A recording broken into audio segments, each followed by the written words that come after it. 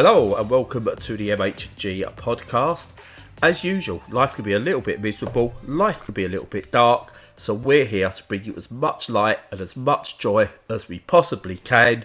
And I did kick him off the podcast. I was going to do it, but like the British government, I decided to U-turn. So joining me this week, I'm Bradley, joined by the wonderful Stu. How are you, Stu? I'm not too bad. I don't mind U-turns as long as the end result is decent, but how can we... I don't know, with the British government, how often is it good? I mean, is it a U-turn or is it a roundabout? Who knows? Well, exactly. Yeah, this is the eternal question. Indeed. Could be worse, I think. I don't know. Could it be worse? You could be a Man United fan. That's definitely worse at the moment. It's pretty bad, yeah. Yeah. Joyous times. Yes. But it does bring me to my favourite thing you get to see in finals. When you're watching a cup final, doesn't matter where it is, and they cut to the crowd and there's a child crying. Yeah, that is hilarious, to be fair. Always. Especially when they're young now, and they're Man United fans probably going, but Daddy, why do we support Manchester United? Why? And Dad's going, because they used to be good. Yeah, for children, there's no logic to it. It's like, this is just painful and full of hatred. Why do I have to watch it? Just like most Everton fans. At least they've got a new stadium out of it. Yeah, we won 2-2 trophy as well. But anyway, that's enough about football because football can't be played with your fingers or something. I don't know. Well, that's Bootio. That's not football. That's table football. Come on, okay. All right. Okay. Like real football. But do you know what can be played with your fingers? What's that? Your mum. No. Video games. I'm sorry. That was... I just felt like going full 90s insult there. Yeah, that was very, loaded magazine. Yeah. Yeah. The whole... I played your mum with my fingers last night, bruv, innit? That's the one. Can't believe we all used to talk like that at school. I know. I wonder if they still do, or whether it's just like, oh, you can't go there. Well, actually, before we get on to video games, do you know when you went to school, you had your backpack?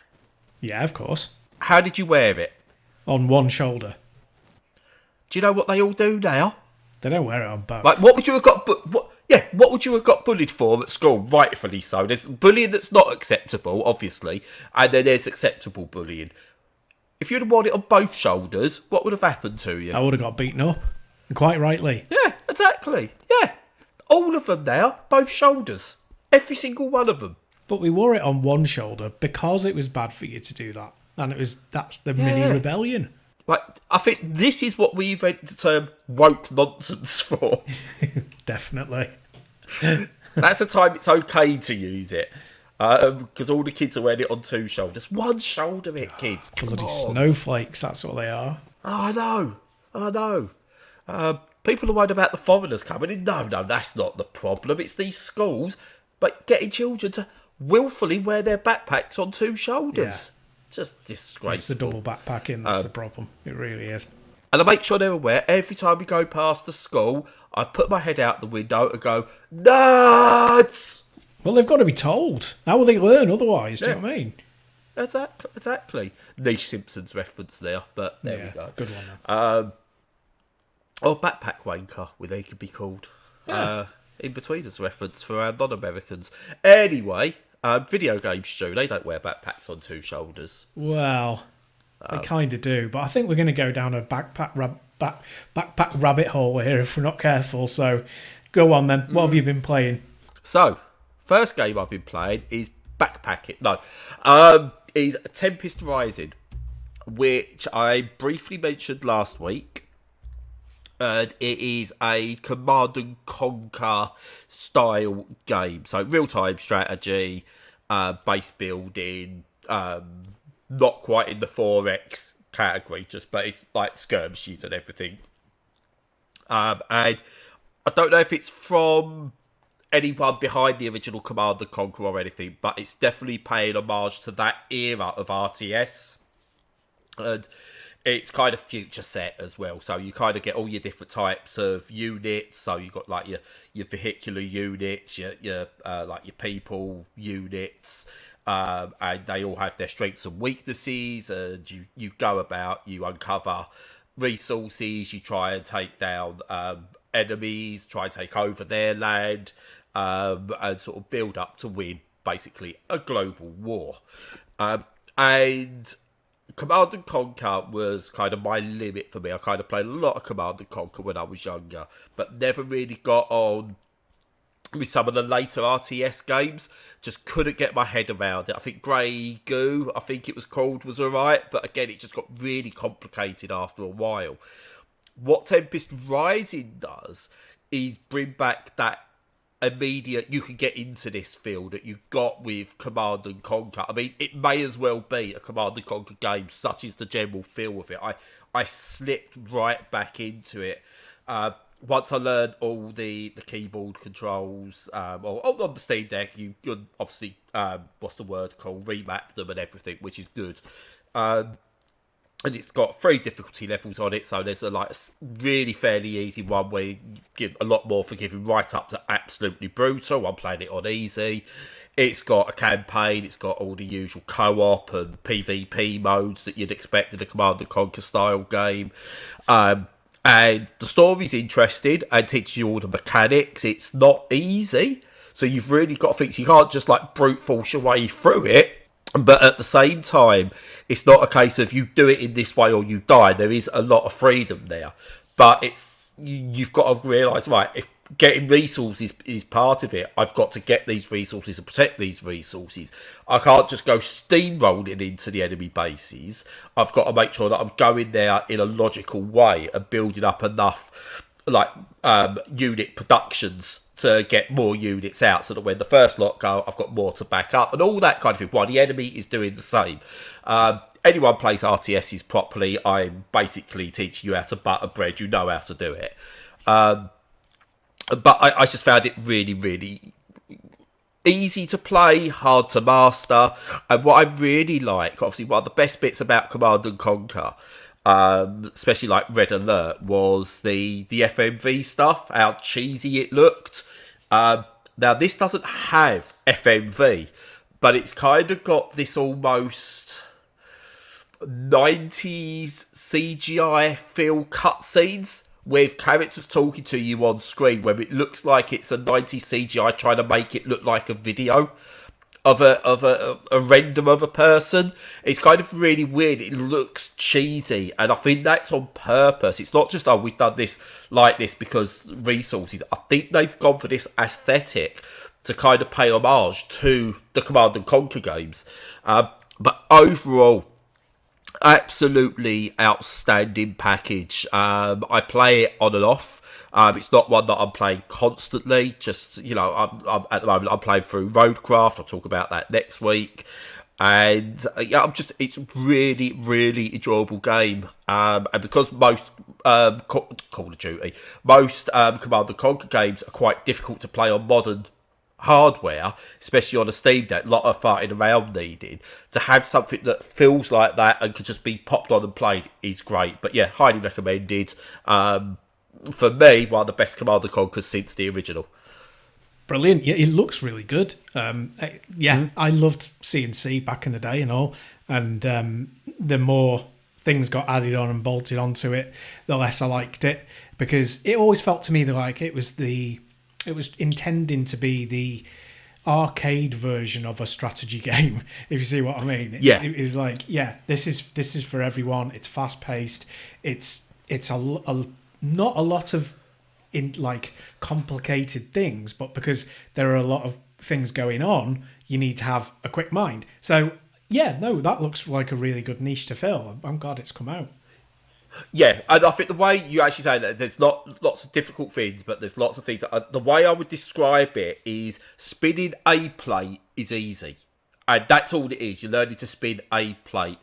But you've got 6 plates going at the same time. Each one individually, really simple to do. The skill is in making them all work together without falling. That's essentially what a Command & Conquer game is, and this nails it precisely. As far as I'm aware, the devs are quite open and honest about, look, we just wanted a modern Command & Conquer, so we made it. Good on them. They bloody well should. I want somebody to do the same with Syndicate, because There's been a couple of attempts, but nobody's really gone near it. What, that one on the 360? You didn't like that one, Stu? Let's not talk about that, please, Bradley. It's the Command & Conquer Renegade of Syndicate games.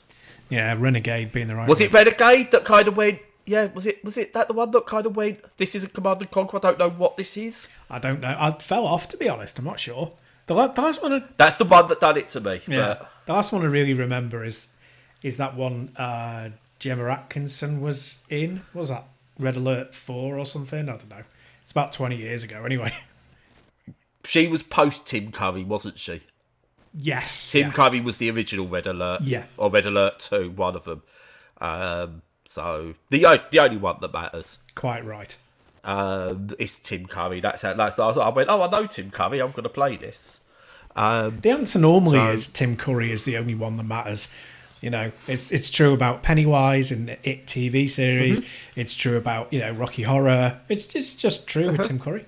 And I think he made Charlie's Angels watchable. Was he in Charlie's Angels, one of them, or something like that? There was a really bad film that was rubbish, but he was in it. It was like, yeah, this is watchable. Yeah, he's just brilliant in everything. Even if he was in he popped up as like a billionaire in Charlie's Angels, and he was like slimy and everything, and he was just kick those angels' asses because you're Tim Curry. Yeah, too right. But yeah, absolutely brilliant. £35. So nice. I mean, I hate saying it like this. Nice budget title. Yeah, I mean that's half the price of a PS5 game, and about drum roll. Gag coming up, about a quarter of the price of a Switch 2 game. There you go. Oh God, yeah, but yeah, it's a great price. And if you're into these games, you like Command & Conquer, £35's a bargain. Yeah, sounds it. So, what have you got on deck? Well, quite literally on deck because I've been playing it on Steam Deck. I've been playing a game called Game Over, a musical RPG ? Right. Mm-hmm. Oh boy, this is a hard one to review, man. This is so difficult to read. Right, okay, let's just get into this. So, right, I'm hating this experience, like with all my fibre of my being, and it doesn't make sense because I've looked at everyone else's reviews and nobody has scored it lower than 8 out of 10 or 7. Everybody's like raving about it, and I'm literally there playing it, going, huh? What? Huh? Because I just can't get it. And so the problem is definitely me, right? The problem is not the game. The problem is me. Right? So I'm just putting that out there. It sounds like you're breaking up with me. It's not you, Brad. It's me.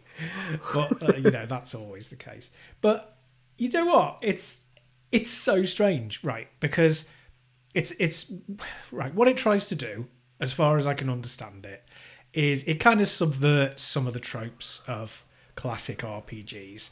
So let's start off with what it basically does. You're basically walking around in a top-down view, like 8-bit RPGs. It looks like a CGA game or an EGA game, which might not be that well known to our audience. So basically you're talking about PCs before there were PCs. You're talking sort of mid to late 80s.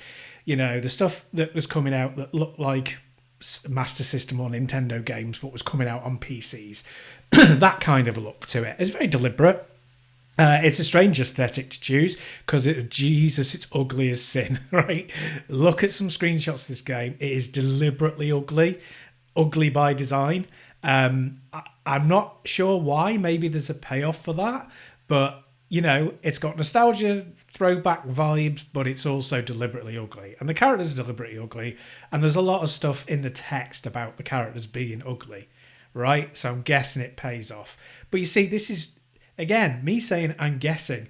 This is where I am with this game, right? So yeah, you're wandering around, you're having conversations, you're going into people's houses, you're doing everything that you do in a JRPG from the 1990s, and the dialogue is a little bit obscure, but I can see what they're doing. They're kind of talking about the past. They're talking about the fact that you've been a hero and that you're going to get rewarded for it.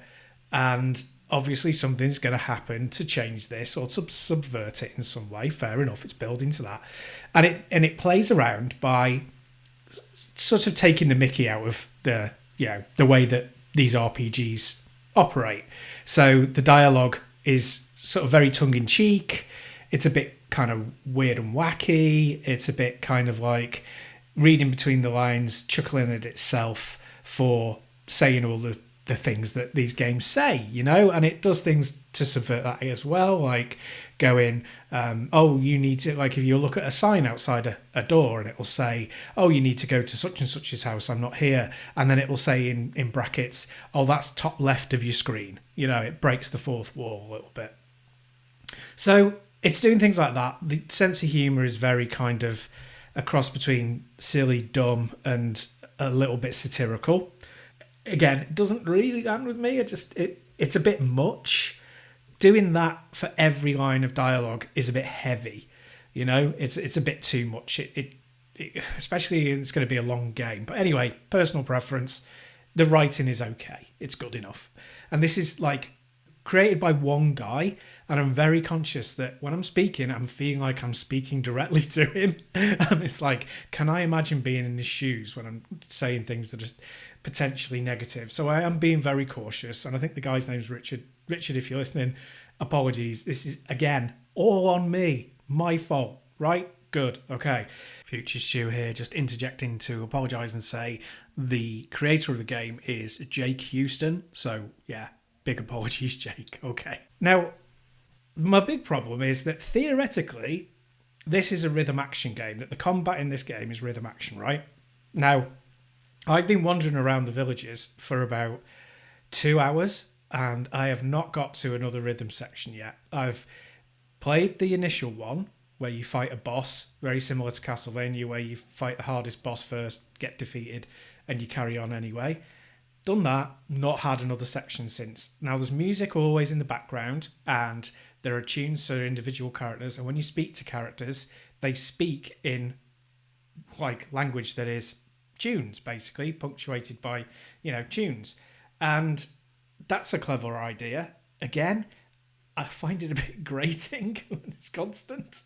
I'm sorry, but I do. But again, nobody else does. It's just me. I don't get it. Anyway, the only criticism I can level on it that's like not either it's me or I haven't played it for long enough is, yeah, I've played it for 2 hours and I've only had one rhythm action section. Apart from that, it's not gelling with me. It gels with everybody else. I'm going to give it another hour or two just to see what happens, because I am intrigued. But yeah, I have not been in such an awkward situation with reviewing a game in years. So, do you not think the problem maybe comes from that? Maybe it's not a your fault game. It's not a your fault problem. It's not a game's fault problem. It's a comedy game, and with comedy being, I think, one of the most subjective genres out there, that if it doesn't hit, then it's just not going to work for you. And a lot of comedy is about timing. You said there's like an incessant, constant noise, and the way they speak that might be funny the first time, but they don't understand timing properly. All right, now you got to take a break from that to keep it funny. Do you reckon there's an element that they've not quite hit the comedy right for your tastes? Yeah, it's definitely partly to do with the comedy thing. Like if you're in a comedy situation, you know, you want there to be a build up to a punchline, and this is kind of like living inside the punchline. And the game isn't building any drama. It's sort of like going from one situation that's intended to be funny to the next. And you know, I think, like I say, yeah, that's down to personal taste and preference. The only thing that I can level as an actual criticism is that there don't seem to be enough rhythm action sections. I would expect one every few minutes, really, to be quite honest with you. Well, if you'd have sold me, and that might not be for me because I'm not very good at rhythm action, but if you'd have said to me, oh, Final Fantasy, but all the battles are Guitar Hero or Rock Band, I'd have been, yeah, that sounds like a great idea. But you want those often. Not long. You're not asking for like good 3-minute songs every time, but 30-second rhythm action battles would be like perfect. And if you're not putting enough of those in, you're kind of missing out on the selling point of your game. Yeah. I think that's the only valid criticism I've got. It might be that after 2-3 hours, all you get is that, and I'm just not at that point yet. So I'm very cautious about being critical. But then it's a pacing issue. Yeah, then you've got. Yeah, it's why we're here. So, I mean, obviously, clearly, it's a competent game. It's well made. It's clearly not like, we're not talking like scam asset flip territory. There's clearly a solid game there. But, obviously, there's stuff they've got to work on to get pacing right, timing right, and just the overall feel of the game. And like I said, the ugliness of it, the fact it's a design choice is good. It's not just, it's ugly because we can't do this. They've made a design choice, and whether you like it, I like it, the other person likes it or not, that doesn't matter. They've made a choice and they've stuck to it, not just, this looks ugly. We meant to do that. It's they've decided that from the very ground up, which is good to see. Yeah, no, I agree with that. Yeah, it's a very bold strategy because the gameplay is also going to very much depend on your personal taste, and the humour is going to depend on your personal taste. So it's extremely niche. But that said, loads of people seem to be reviewing it really well. I'm in the minority. I just don't think. I think it's just not for me, and I think I'm just missing something. And I think that if the idea intrigues you, you should probably just have a look and have a go, and see if it clicks. Fair enough. Yeah, no, I'm with you. I was going to say no, but I noped out of it because of the rhythm action stuff, so I might have got on better with it with barely any, but there we go. So, on that theme of games that maybe haven't quite hit, I'm going to do this one quickly before I move on to my other one that I wanted to do.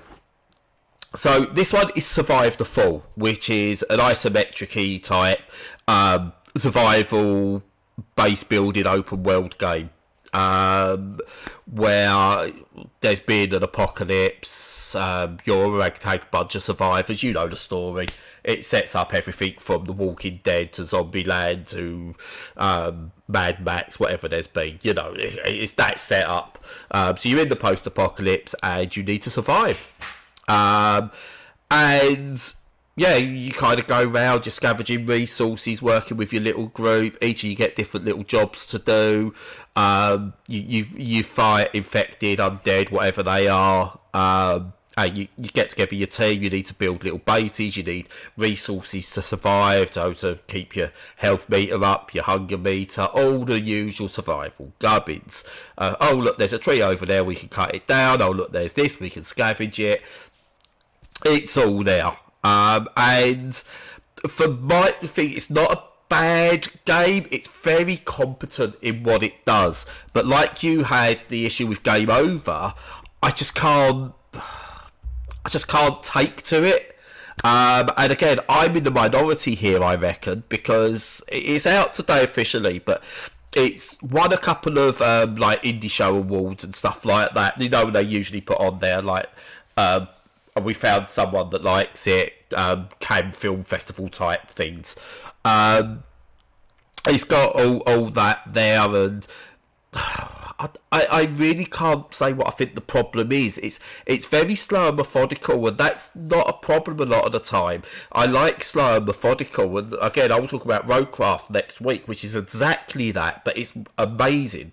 But this, it feels like it's slow because something's not right. It feels like they've not quite got the engine working properly, and like even when the characters are running, it feels like they're running through mud, which shouldn't be the case. You know, when they're in danger, they should be able to leg it and stuff like that, but it's still like a gentle jog in many ways, and it's just like, it needs not even double the speed to everything. It just needs a slight tweak to make things move a bit faster, and I think that'll make the game feel better.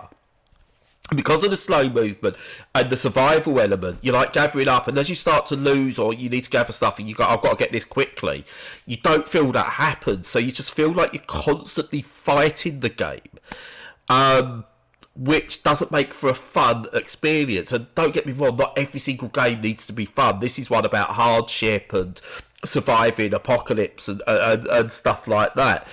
but you've got like all these different skill trees you've got to work out, these maps which aren't easy to navigate, but yeah, alright, they're fine. The idea of being lost, I don't mind that. The building sections that you get there, so you've got to like build what's it called, shelters and things like that, and expand, make your group better. And obviously there's just, I say obviously, there's fights that you go on, so you come against like other factions or undead or whatever they are. You come across all these different situations, and the fights feel, I think they've gone for this idea where it's meant to feel frantic and sort of like, oh my god, I don't want to be in these battles, and you just try to get out of them. But there's not enough control in them. A lot of it's just scrapping around and trying to hope for the best. At least like in the few hours I've put into it. The best bit about it for me is the building and management side. And I almost feel, just do that. It would be better just being a survival building game. Where you send people out maybe and they go and scavenge, and they might come back with, as a group of 10, and come back with 5 because 5 got killed in a that kind of thing. I'd have rather seen that rather than you doing all of it. It's just too much in there that the bits I do like just get lost, and the rest of it's slow and not an experience that I'm really enjoying, which is a shame because I think there's something really good in there. Just again, like you with Game Over, it's just not for me. Yeah, fair enough. I mean, from the videos, it does look like it lacks a bit of dynamism. It looks a bit kind of plodding. I don't know whether that's just bias because that's what you said, but no, it does seem to go a bit slow. Yeah, no, I mean, it doesn't look something I'd be interested in, to be honest, but you know, fair play. No, it's usually right up my alley. Just this isn't the one. Yeah, there's plenty of others in this genre that do a better job.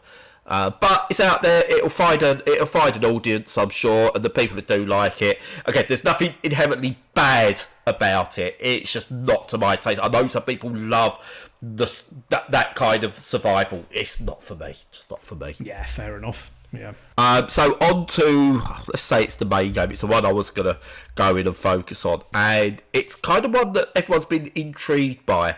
And there's almost a bit of a let's go back to the past kind of thing. So this one's called The Precinct, which is, if you want to put it as most basic, it's a 90s GTA clone, where you play as the police instead.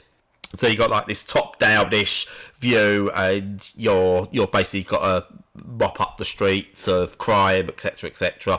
You're this rookie cop whose dad was a top policeman in the city. It's American police, just to put that out there.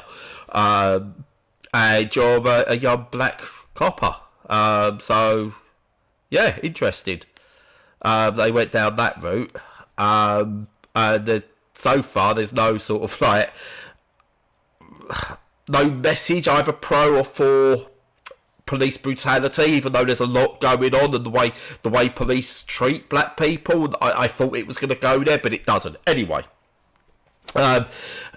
overall, it's an interesting game. So you go out and you've got to do your daily cop jobs. So parking tickets, look for people doing minor crimes, graffiti, littering, that sort of thing. Although your first day of the job is you're involved in a bank robbery shootout in which you kill people, and then you kind of go back and they go, all right, next day, parking tickets. Bit weird. I don't think that would happen. I don't think you'd go be part of on your first day on the job, bank robbery, and go back and hand out parking tickets. But hey, video games. But it is fine, and you go different things. So there are sort of like car chases. Like one of them is you kind of go round and you're watching for cars speeding, and you pull them over by flashing your lights. They pull over, give them a ticket, do a search effort, make sure they're not doing anything illegal, holding drugs or whatever. All that kind of thing. And then occasionally you might get one that will go, oh no, I'm going to drive away, so you've got to chase them down. And then there's one where there's like a mob boss type thing that's on the run, and you've got to get in the police helicopter and go and find him on the streets and sort of keep your lights on him so the other support units can take. All really good stuff. And the day-to-day action I really, really like. I love the day-to-day action in it. Like, I I played a game a little while ago called Police Simulator, which was that just day-to-day stuff. You're a day-to-day beat cop, but it was rough. It was all like 3D. It was like those, like basically the simulator games, like Cooking Simulator, Lawnmower Simulator, Firefighter Simulator, all of those. But it was all proper 3D and rough as houses. But it was funnish. Whereas this has kind of got all that, but done it from this top-down view, which makes it, I think, much more accessible to play, much more approachable. As I said, I really like doing the day-to-day stuff, but it's interwoven this story to it, and I can't get on with the story at all. It's bottom of the barrel sub-story from NYPD Blue kind of thing. Hill Street Blues, sorry, that's what I'm thinking. Like, kind of like you take those, and it's not the main thoroughfare of the season, but it's one of the side stories where it's kind of like it's there just to pad out a bit, and this feels like it's a padding out, just to get you doing different things. Just make it your character, create your character, and it's your career. That would have been, I think, a great game to play. But as it is, it's a very good game where the bits you want to do are interrupted by a story. It doesn't need a story, just like, this is your job. And the story's just, it's like, oh look, there might be corruption, there might be this, and it's just like, is there, isn't there? I don't care. Because you're asking me, as well as the player, to get behind the police. And I know what police are like, especially in the setting this is in. They're not great people. And this tries to then convey that, but get you to be, I'm sympathetic to this character. Which is why I think, and again, I don't think this is an element where they've done it for, we've got to do this because we want to appear like we're fair to sort of people of all ethnicities. But I think part of the reasons you become a young black copper in this is to try and make it so you're relatable to the police in some way, but it just falls short. There's no reason for it, and I thought the way it was setting up this story, there may have been this whole thing where as a young black copper, you're fighting discrimination and stuff like that. That might come down the line, but so far, by a few hours of playing it, there's none of that. It's just like beat cop, beat cop, beat cop, bits in the background. There's something leading to something, but it's, someone's done this, there was a hit out on your dad or something like that. It's not, I thought maybe it's going to be internal struggles like within the precinct and stuff. Nothing there. So I just feel it's I spoke about Claire Obscure and how that was a very mature story, in the proper sense of the word mature, not just titillation and stuff like this. This feels like a story that someone's written by a child and what they think the police is after watching a couple of TV shows. It lacks a lot of subtleness, it lacks a lot of nuance, and it lacks a lot of commentary that's needed. It's tone deaf in many, many ways, which I say is a shame, because the moment to moment gameplay, just if you'd given me that, outstanding. But I just think for me the story makes it lack. Yeah, it's funny. I'm looking at the reviews, and when you look at all reviews, where it says on Steam, all reviews, it's got very positive. Yeah. 85% of them positive. But if you go into the reviews themselves, it's about, honestly, it looks 50-50. Maybe a little bit less, maybe more recommended than not recommended. But there's a lot of thumbs downs on it. And, I don't know what's going on with the reviews there. I wanted to avoid the reviews because of it being a young black man as the front and centre. My fault, I don't want to go to the Steam reviews because Christ knows what they're going to be saying about it. People will review it based on the thumbnail because of it. And I, as I said, I think to their credit, they're trying to do a colour doesn't matter kind of thing. And the idea, well done.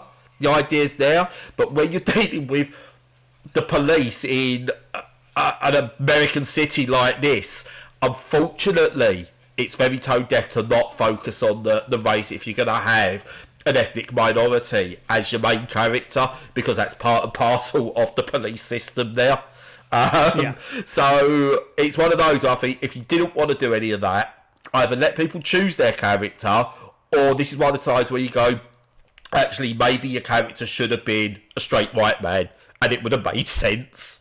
So, yeah, really, really weird decision making there. I'm hoping maybe further down the line the story does go down that route, but just at the moment it just feels very by the numbers, corruption, mob bosses maybe, stuff going on.